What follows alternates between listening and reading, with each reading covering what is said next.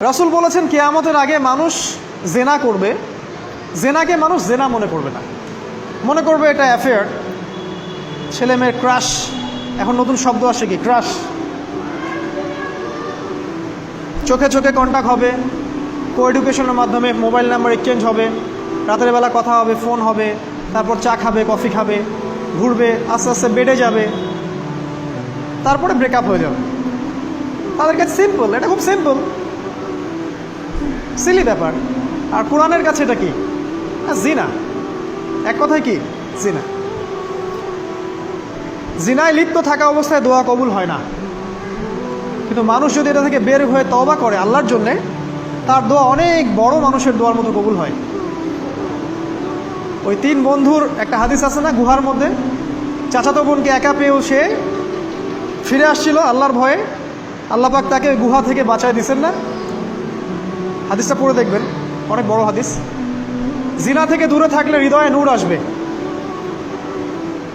আপনি আমি যদি আমাদের চোখকে এই পর্যায়ে নিয়ে যেতে পারি যে কোনো গায়রে মাহরামের দিকে চোখ পড়লে আমরা নামিয়ে নিচ্ছি, তখন আপনি ফিল করবেন আপনার মনের মধ্যে নূর আসছে। এই যে আমি এখন একটা লেকচার দিচ্ছি, আমার খুব ভালো লাগছে। ঠিক রাস্তায় যেতে যেতে যদি আমি 8-10টা মেয়ের দিকে তাকাই, আমার এই নূরটা উঠে যাবে। জাহান্নামে কেন অনেক নারী থাকবে জানেন? কারণ তারা শুধু নিজেরা অপরাধ করে না, হাজারো মুমিন মানুষের নূর তারা কেড়ে নেয়। দ্যাট ইজ ওয়াই তারা জাহান্নামে বেশি থাকে। আরেকটা মেজর কারণ হচ্ছে তাদের উদ্ধত মাথা। মেয়েদেরকে বলছি স্পেশালি, হয়তো এই কথাগুলো মেয়েদের কাছেও যাবে। তাদের এই উদ্ধত মাথা আল্লাহর বিধানের সামনে আত্মসমর্পণ করতে চায় না। তাদের এই উদ্ধত মাথাটা আল্লাহর বিধানের সামনে আত্মসমর্পণ করতে চায় না, এ কারণে তারা জাহান্নামে বেশি থাকবে। যে কোনো বিধান আল্লাহ তাদের সামনে বলেন, সব মেয়ের কথা বলছি না, ম্যাক্সিমাম বিভিন্ন যুক্তি তারা দিবে। সামি'না ওয়া আতা'না এই পর্যায়ের না, যুক্তি দিবে। পর্দা করলে কি এখন কেমন করে চাকরি করব, পর্দা করলে কেমন করে পড়াশোনা করা যায়, এখন তো যাইতেই হচ্ছে, কিছু তো করার নাই, বিভিন্ন যুক্তি, হাজারটা যুক্তি তারা দিবে। কে জানি তাদের ব্রেনটাকে পুরো ওয়াশড করে ফেলছে। আমি আপনাদেরকে বলছি কে করেছে, এটা করেছে স্বয়ং দাজ্জাল।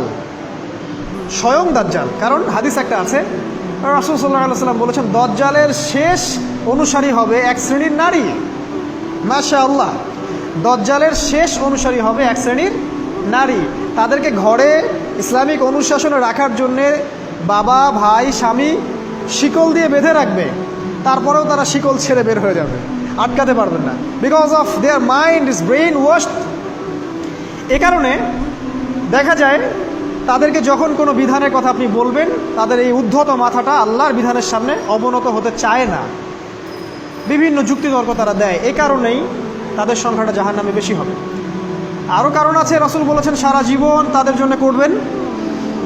স্পেশালি তাদের উদ্দেশ্য করে বলছি যাদের অ্যাফেয়ার আছে। যতই করেন,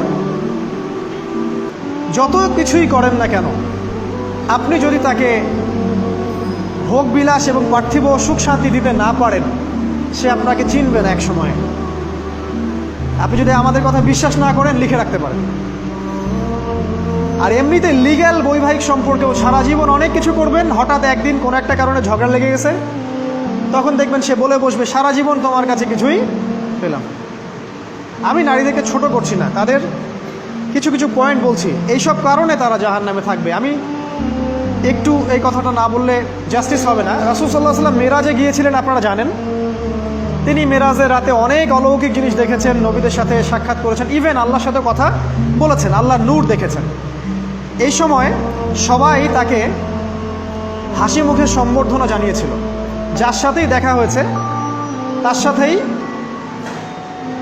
তিনি হাসি মুখে অভ্যর্থনা তাকে জানিয়েছে, আসসালামু আলাইকা আইয়ুহান নবী, সবাই বলেছে হাসি মুখে। একজন মালাক, একজন ফেরেশতা তাকে দেখে হাসেননি, একজন। আপনারা কি জানেন? রাসূল সাল্লাল্লাহু আলাইহি ওয়াসাল্লাম অবাক হয়েছিলেন। তিনি বলেছিলেন যে ইয়া জিবরিল, ওর চেহারাটা এত গম্ভীর কেন, সে আমাকে দেখে হাসছে না কেন, তার মুখে হাসি নাই কেন? জিবরিল আমিন বলেছেন যে তার নাম হচ্ছে মালাক, সরি তার নাম মালিক, তার নাম মালিক, সূরা যুখরুফের মধ্যে আছে, তার নাম মালিক। যেদিন থেকে আল্লাহ জাহান্নাম সৃষ্টি করেছেন, সেদিন থেকে তাকে জাহান্নামের দায়িত্ব দিয়েছেন। অর্থাৎ জাহান্নামের হেড অফ ডিপার্টমেন্ট ইনচার্জ, সেদিন থেকে তার মুখের হাসি উঠে গেছে। আমরা দোয়া করি আমরা যেন তার সাক্ষাৎ না পাই। তার কাছে পারমিশন নিয়ে রাসূল সাল্লাল্লাহু আলাইহি ওয়াসাল্লাম জাহান্নামের দিকে তাকিয়েছিলেন, ভিতরে দেখেছেন কি আছে। তিনি পরে যা ব্যাখ্যা করেছেন তা হলো, আমি দেখলাম সেখানে খালি মেয়ে আর সেখানে খালি নারী আর নারী। এই হাদিসটা আপনার মাকে বলবেন, আপনার বোনকে বলবেন, আপনার মেয়েকে বলবেন, আপনার স্ত্রীকে বলবেন। এই হাদিসটা যদি কারো হৃদয়ের মধ্যে গেঁথে যেতে পারে, তার দ্বারা অন্যায় করা সম্ভব না। কিভাবে একটা মেয়ে সব কিছু উন্মুক্ত করে ঘুরতে পারে যখন অলরেডি তার আত্মা জাহান্নামে জ্বলছে অলরেডি, কারণ ভবিষ্যৎ তো আল্লাহ জানেন। যেমন ওমর রাদিয়াল্লাহু আনহু এর ঘর জান্নাতে আছে, রাসূল সেটা দেখে আসেন নাই? এসে ওমর ইবনুল খাত্তাবকে বলেছেন না যে আমি দেখে আসছি তোমার ঘর, আমি ঢুকিনি তোমার ঘরে তোমার আত্মসম্মানের কারণে। তার মানে তিনি পৃথিবীতে বিচরণ করছেন, ঘর তো জান্নাতে অলরেডি তৈরি হয়ে আছে। মেয়েরা দিব্যি ঘুরছে এভাবে, এবং তারা মোটেও সচেতন না তাদের ঘর হয়তো বা জাহান্নামে রেডি। আর আমাদের এই so called modern western civilisation এদেরকে ব্রেইন ওয়াশড করে দিয়েছে। তারা বাজার করছে, তারা নগ্ন হয়ে ঘুরছে, কাপড় পরেও তারা নগ্ন থাকছে, তারা মডেলিং করছে, গান গাচ্ছে, নৃত্য প্রদর্শন করছে, মিডিয়া আসে, তার দেহ লক্ষ লক্ষ কোটি কোটি মানুষ দেখছে। হাজারো মানুষের নূর চলে যাচ্ছে, অন্যের নূর নষ্ট করে জান্নাতে যাওয়া যাবে না। রাসূল সাল্লাল্লাহু আলাইহি ওয়াসাল্লাম যে আলামতগুলো বলেছেন তার মধ্যে অন্যতম একটা আলামত হচ্ছে শেষ জামানায় মেয়েদের সংখ্যা বাড়বে, ছেলেদের সংখ্যা কমে যাবে। ইভেন একটা ছেলে 40টা মেয়ের দায়িত্ব নিবে। এটা আবার ভাববেন না 40টা ওয়াইফ, মা, খালা, নানি, ফুফু সব মিলায় 40। আর সামনে যে মহাযুদ্ধটা হতে যাচ্ছে এরপরে এরকমই একটা অবস্থা হবে যে ছেলেদের সংখ্যা পৃথিবীতে থাকবে না, খুব কম, এবং বেশি বেশি মেয়ে একটা ছেলের কাঁধে চলে আসবে। এখন অবশ্য আমাদেরকে ওই যে পশ্চিমারা শিখিয়েছে একটা ছেলে একটা মেয়েকে বিয়ে করবে। জেনা অনেকজনের সাথে করতে পারে, বাট বিয়ে একজনকেই করতে হবে। এখনও যদি কোনো হুজুর বা কোনো ব্যক্তি, হুজুর না, কোনো আলেম, কোনো স্কলার বা যে কোনো ব্যক্তি দুটা বিয়ে করে, মানুষ মনে করে something is wrong, something is wrong with him. এই লোকের কোনো সমস্যা আছে মনে হয়, এর মানে চরিত্র ভালো না, এর মনে একটা দিয়ে আকাঙ্ক্ষা পূরণ হয় না, something is wrong with him, তাই না? এই চেতনাটা দজ্জাল শিখিয়েছে এদেরকে। একটা ছেলেকে তৈরি করা হয়েছে সে যেন অনেকগুলা মেয়েকে বিয়ে করার ক্ষমতা রাখে, এভাবেই তাকে তৈরি করা হয়েছে। নাহলে আল্লাহ কখনোই 4, 3, 2 বলতেন না। হ্যাঁ, যদি আমি সমতা করতে না পারি তাহলে কি একটা কথা বলি, এই সাবজেক্টটা আপনাদেরকে হয়তো কেউ পড়ায় না। একটা বিয়ে করেও একটা ছেলে মিল্কেল ইয়ামিন রাখতে পারে। মিল্কেল ইয়ামিন মানে হচ্ছে দক্ষিণ হস্তের মালিক। মেয়েটাও জানবে আমি মিল্কেল ইয়ামিন, ছেলেও জানবে সে আমার মিল্কেল ইয়ামিন। এভাবেও একটা ছেলে একটা মেয়ে সিকিউরিটি, শেল্টার, ফুড সব কিছু পেতে পারে। এটা এখন উঠে গেছে, একটা সময় এগুলো ছিল। রাসূলুল্লাহ সাল্লাল্লাহু আলাইহি ওয়াসাল্লামের একটা ছেলে ইব্রাহিম, রাসূলের একজন ছেলে ইব্রাহিম কার গর্ভে জন্ম নিয়েছিলেন? কার গর্ভে জন্ম নিয়েছিলেন? রাসূলের জীবনী পড়তে হবে A to Z কয়েকবার, কমপক্ষে আর রাহিকুল মাখতুম বইটা পড়তে হবে। মারিয়া কিপ্তির গর্ভে জন্ম নিয়েছিলেন। মারিয়া কিপ্তি একজন দাসী। এই দাসী মানে কাজের মেয়ে না, এটাকে বলা হয় মিল্কেল ইয়ামিন, দক্ষিণ হস্ত। পারস্যের রাজা মিশরের রাজা দুজন দাসীকে রাসূল সাল্লাল্লাহু আলাইহি সাল্লামের কাছে উপহার দিয়েছিলেন। তার একজনকে রাসূল সাল্লাল্লাহু আলাইহি সাল্লাম নিজের করে নেন, বিয়ে করে নেন। তার গর্ভে জন্ম নিয়েছিল পুত্র ইব্রাহিম। এই সাবজেক্টটা আপনাদেরকে কে পড়াবে এখন?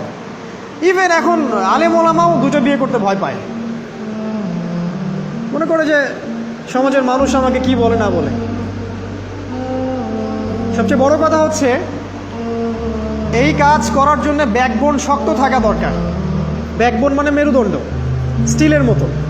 তাহলে এই কাজ করতে পারবেন। নারীর সংখ্যা যে বাড়বে 40 গুণন 1 হবে, তখন এই 39টা মেয়ে কী করবে?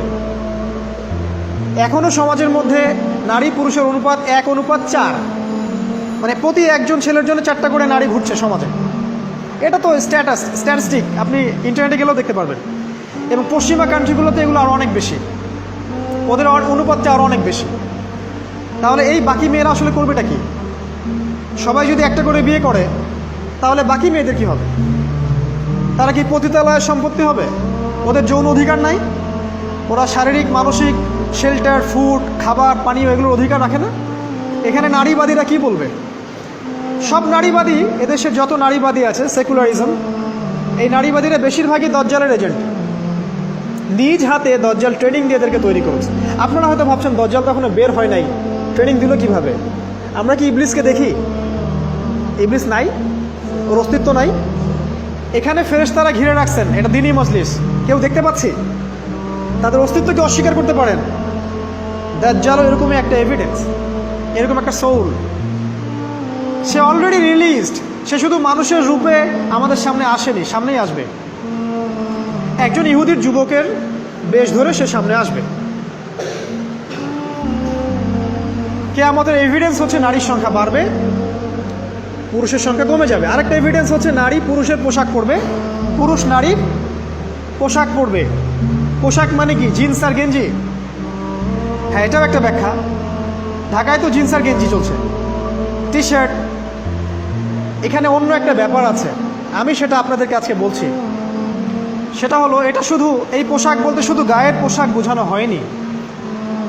আল্লাহ বলেননি নারীরা তোমাদের পোশাক, তোমরা নারীদের পোশাক। তার মানে কি? না এটা নারী, এটা আমার ওয়াইফ। কোরআনের আয়াত এবং হাদিসের আয়াতগুলো দুই রকম। মুহকামাত, যেগুলো স্পষ্ট, মুতাশাবিহাত, যেগুলো অস্পষ্ট, যেগুলোকে তাউইল, ব্যাখ্যা করতে হয়। আর তাউইল কারা করবে? যাদেরকে আল্লাহ জ্ঞান দিয়েছেন তারা করবে, সবাই করবে না। তাউইল করার পরেও তারা বলবে আল্লাহই ভালো জানেন। এজন্য আমি বলছি আল্লাহই ভালো জানেন, কিন্তু আমার ব্যাখ্যা হচ্ছে যে এখানে পোশাক বলতে বোঝানো হয়েছে যে মেয়েরা সামাজিক, অর্থনৈতিক, রাজনৈতিক সমস্ত ক্ষেত্রে ছেলেদের নেতৃত্বের আসন নিয়ে নিবে। You are agree with me? আমার সাথে এগ্রি করেন? পরিবার, সমাজ, রাষ্ট্র, সব জায়গায় they will play the functional role of male in society. তারা সমাজে পুরুষের ফাংশনাল রোলটা প্লে করবে, আর পুরুষ নারীর জায়গায় চলে আসবে। ওই যে পিছনে গিয়ে ইয়েস স্যার, সামিয়ানা ও আতোয়ানা, এই হবে অবস্থা। এগুলো কি আমরা দেখতে পাচ্ছি? ব্যাখ্যা করার দরকার নেই। তবে একটা হাদিস না বললে ইলমের জাস্টিস হবে না। সেটা হলো আল্লাহ রাসূল সাল্লাল্লাহু আলাইহি সাল্লাম বলেছেন, কোনো কওম ততক্ষণ পর্যন্ত সফল হতে পারে না যতক্ষণ পর্যন্ত তাদের নেতৃত্ব দিবে একজন নারী। হাদিস কি আছে এটা, নাকি বানাই বললাম? তাদেরকে বুখারি খুলে দেখতে বলেন। কোনো কওম, আর রাসূল যখন একটা কথা বলেছেন তার মানে পৃথিবী উল্টে গেলেও কথাটা সত্য হবে, কিছুই করার নেই। এই কারণে পশ্চিমার এখন খুব ভয় পাচ্ছে, কারণ রাসূল সাল্লাল্লাহু আলাইহি ওয়াসাল্লামের অনেক ভবিষ্যৎবাণী আছে কিয়ামত সম্পর্কে। ওরাও এখন খুব ভয় পাচ্ছে, ওভার কনসিয়াস, যে এগুলো তো হতেই পারে। এটাকে ঠেকানোর যত পদ্ধতি তারা অবলম্বন করছে, কিন্তু লাভ হবে না। প্রতিটা ইস্যু ওদের বিপর্যয় ডেকে আনবে। যে কোনো ইস্যু হোক, সেটা প্যালেস্টাইন বা কাশ্মীর হোক, সেটা আফগানিস্তান বা পাকিস্তান বা বাংলাদেশ বা বার্মা, কোনো ইস্যুই তাদের জন্য কল্যাণ বয়ে আনবে না। যদি কল্যাণ বয়ে আনে, শুধু মুসলিমদের জন্যই আনবে। কারণ প্রতিটা অন্ধকারের পিছনে একটা সোনালী সকাল আছে। এটা ওরা জানে না, কিন্তু কোরআন এবং হাদিস এটা আছে। অতএব কেউ ধৈর্যহারা হবেন না, ধৈর্যহারা হবেন না, এবং অধৈর্য হয়ে কোনো ইনিশিয়েটিভ নেবেন না। এমন কোনো ইনিশিয়েটিভ নেবেন না যার কারণে উম্মার ক্ষতি হয়। কারণ সামনে যে সময়টা আসে, এটা আমাদের বিজয়ের সময়, ওদের বিজয়ের সময় নয়। All you have to do, আপনাকে শুধু এতটুকু করতে হবে, জাস্ট বি প্রিপেয়ার ইউরসেলফ। নিজের প্রস্তুতি নিজে নেওয়া শুরু করেন, কারো দিকে দেখার দরকার নেই।